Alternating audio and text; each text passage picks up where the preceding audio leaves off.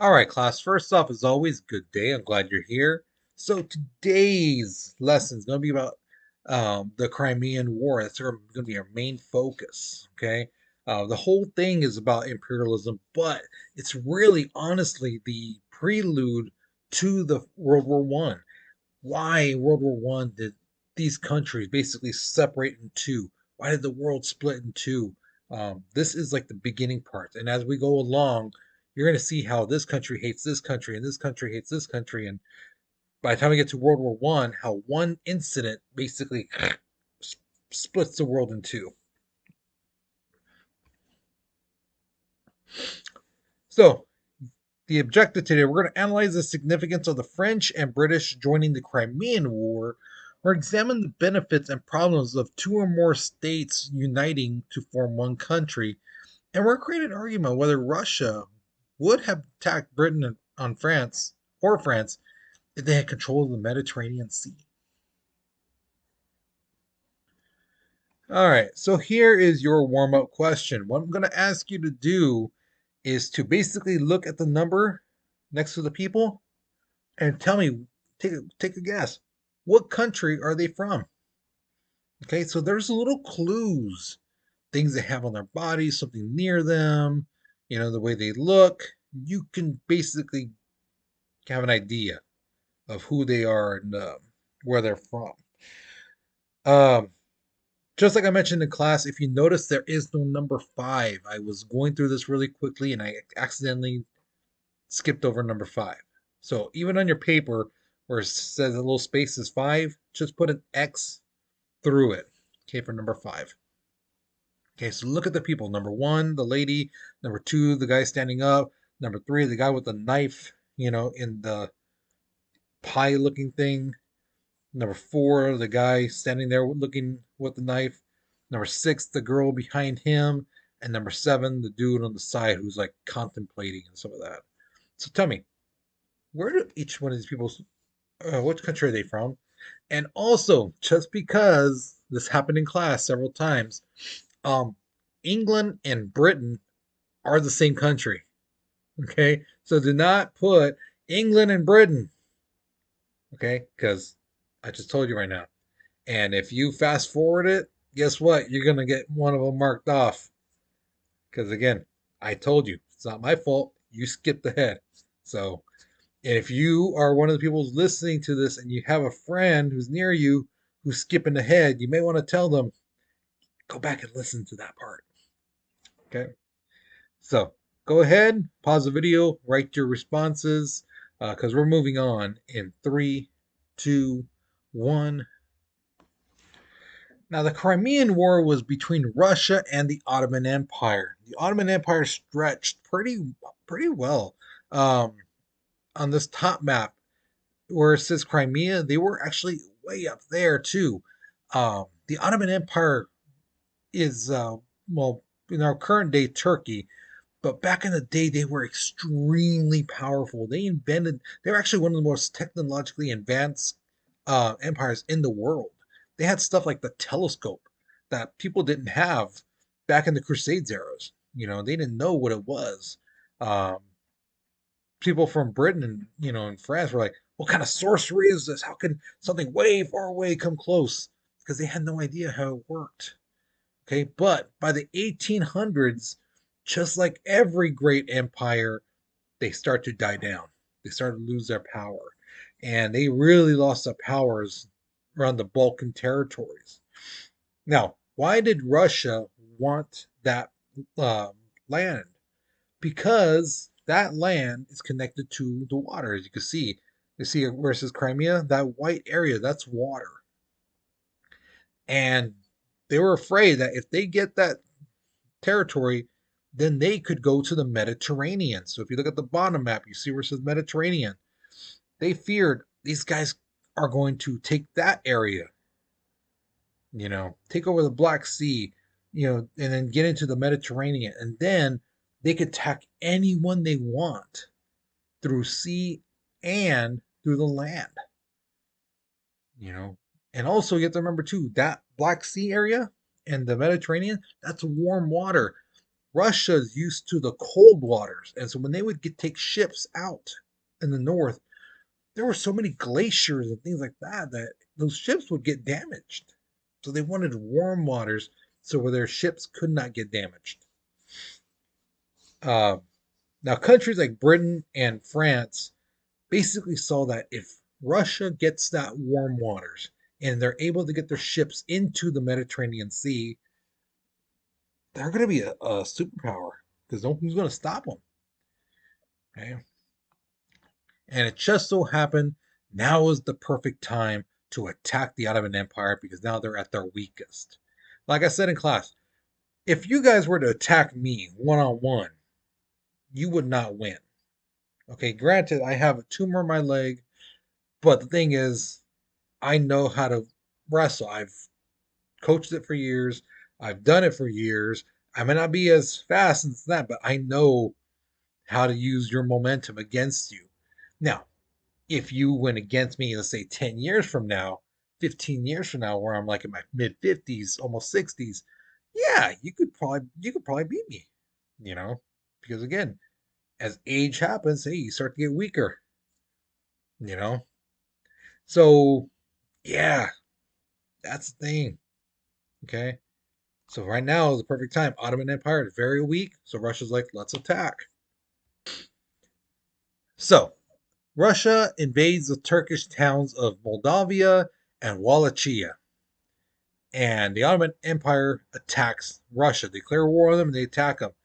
Now they're fighting for about a year, and it just so happens that Russia is really starting to turn the tide, and they're really starting to win. Britain and France are like, hey, we need to support the Ottoman Empire because if Russia gets it, man, we're in trouble. So they're thinking the way the war is going, Russia's going to be like a total badass. Like they're going to be there just whooping on everyone, things like that. So they're like, okay, let's get ready. Let's do this. They get there into the fighting and they realize, holy God, Russia sucks. They are not that great of soldiers. They're not planned. They don't fight very well. It's like I gave the example in class. If you've ever watched MMA, and I'm sure you've had these people around you, this and that, saying, "Oh man, he should have done this, he should have done that. Oh, I would have done this, I would have done that." And then that way he could do this, he could do that, he could grapple, he could do this. So they always talk like, "Oh, I would do this, I would do that, I would this." Right now, I don't know why he's not doing this, man. If he did this, he would totally get to do it in like, an arm bar and this and that. But yet you see those people in a fight and they don't know how to fight. They doing things like this. And that's exactly how Russia's seen. They talk a good game, but when they're actually fighting, Britain and France are like, you guys suck. So Russia lost a lot of people once Britain and France came to fight. And remember, these are highly trained soldiers, and they're just kicking the crap out of Russia. It got to the point where even the Russian people were like, okay, let's just toss in the towel. Let's just get this over with. And the Treaty of Paris was signed in March 1856 and basically said that the towns of Moldavia and Wallachia were under the protection of France and Britain. If you even look at them, Russia, we're going to come after you. That type of thing. Now, Russia was buddies with this country called Austria. That's what Arnold Schwarzenegger is from. That's where he's from. Okay. Austria is between Russia, Germany, and the Ottoman Empire at that time. And the thing is, Austria refused uh, Russia. Russia told them, "Hey, can we go through your land and like do a side attack on the Ottoman? That would really help us out." And Austria is like, "No."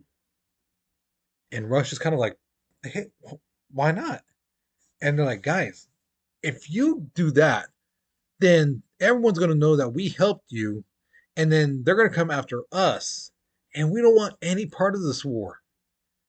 So just leave us out of this. We don't want to be part of this." So they were actually looking at their own interest. You know, But again, too, they didn't want to be involved in something that wasn't their war. Now, like I said in class, Russia was defeated badly. I mean, they were humiliated. And like I said in class too, if um if you've ever stepped on a dog by accident, you stepped on its tail or you accidentally kicked it a little bit, you've heard a dog just with his tail between his legs running away. That's what Russia's doing. They're going back home with their tail between their legs, and they don't meddle with the Europeans' affairs for about 20 years. Anything going on in Europe, they're not getting involved. They're still licking their wounds. They're kind of scared. But at the same time, they basically told Austria, we're no longer friends. Don't you dare ask us for anything. In our eyes, you're an enemy. So Austria's like, that's the way you want it, fine. Hate to be like this, but I mean, we're not going to get involved. Now, at the same time, there's two countries that wanted to unify to become one strong country. So in Italy, they had the Piedmont and the Italian kingdom. They wanted to come together to create one strong Italian country. Okay, that's what they did. The other country where had two groups wanting to join together was the Prussians and the North German Confederate. But here's the problem. Only one of those two groups actually wanted to join. The other one really didn't want to. Now, Germany wanted to unify back in like 1848 and 1849, but they couldn't. Why? Because the only way they could unify is if Prussia really wanted to do it, which they didn't. Prussia, their government was pretty self sufficient. They could take care of themselves. They were very militaristic.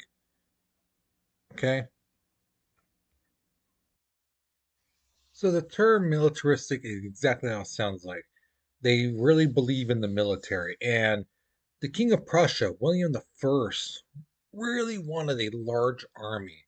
Why? Because the thing is, back in the day, especially, if you had a large army, you could intimidate people, especially smaller countries, by saying, "Hey, if you don't do this, we're gonna take our army and we're gonna march right over you." And a lot of smaller countries, they couldn't, you know, go against those big countries, so they would basically bow down, you know, because they didn't want to risk their civilians, risk their countries and things like that, their towns and things like that. So they would just bow down. Whereas countries like Britain and France would be like, okay, bring it, do some, you know. So having a big army would not only they could use as a scare tactic, but also as a defense or an attack against bigger countries.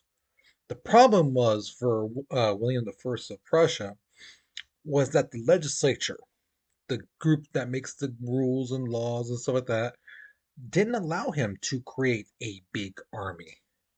Now, what he did was he got this guy right here. You see this picture. That's Otto von Bismarck. Bismarck was appointed the prime minister. Now, why did he pick this guy? Basically, because Bismarck realized that when it comes to politics and getting things done, you can't look at things like, well, if this or this or that. But if you do this, this will happen. Well, okay, yeah, sure. But the thing is, in real life situations, sometimes you have to make a dirty call. Something that's, won't make you sleep good at night, but you're doing what's best. So, like I gave the example in class, and this is one that's very effective. It's kind of like, oh, geez. It's like this. Is killing a 5-year-old kid wrong? Absolutely, right? Just killing a 5-year-old kid, that's very wrong. That's horrible. But if it came to the point between killing a 5-year-old kid and killing your somebody you care about, somebody you truly care about, someone you may love, things like that, whether it's a friend, family member, things like that, who are you gonna kill? Chances are it's gonna be that 5-year-old kid. You're gonna take care of the people and the things you cherish and you love, as opposed to someone else that has no effect on your life. And that's what he's trying to say. Sometimes you can't look at the ethics. Sometimes you have to look and say, okay, yeah, fine. If killing 1 million people saves my million people, so be it. You know, if that's what it takes to take care of my people, take care of the people I care about, there you go. So, what he did to raise that army, he basically told the legislature, okay, you know what I want to do? I want to put money into the school system. I want to give money to the old people. I want to give money to people who, who are like in wheelchairs and lost a leg. The physically handicapped people.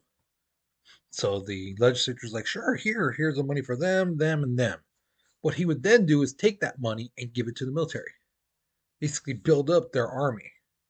And when the legislature's like, hey, where's the money for the schools? Where's the money for the homeless people? Where's the money for the old people and the people who are mentally disabled? He'd be like, well, went to the military. Well, we want it back. Can't. Already spent it. Darn it. Well, we're gonna come after you. Do what you got to do. He did not care. All right. So the thing is, too, Prussia knew the only reason Germany wanted to team up with them was not for freedom or independence or things like that. It was mainly to have a strong country watch their back.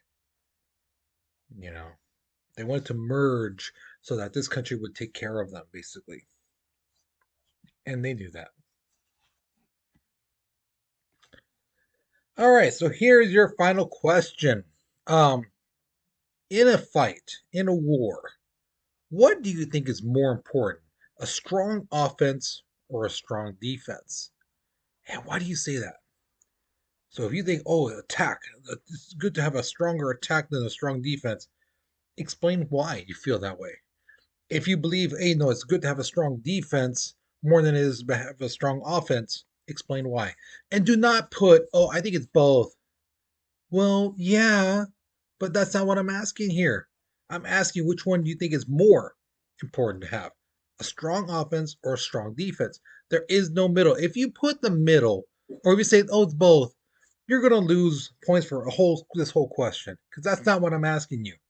I'm asking you to tell me which one of these two is the most important and why. Again, if you don't put the why, you're not going to get the credit. Okay. I hate to sound like I'm, you know, beating a dead horse here, but I've seen a lot of responses where I'm seeing that. Oh, it's both. Come on, please don't give me that. That's a weak answer. That's a horrible answer. And just, oh, strong offense. Well, why? Again, you're losing points on that kind of stuff. Okay, guys? So, with that being said, once you finish this question, you're done with this lesson. Hopefully, you learned something new. Hopefully, you enjoyed it.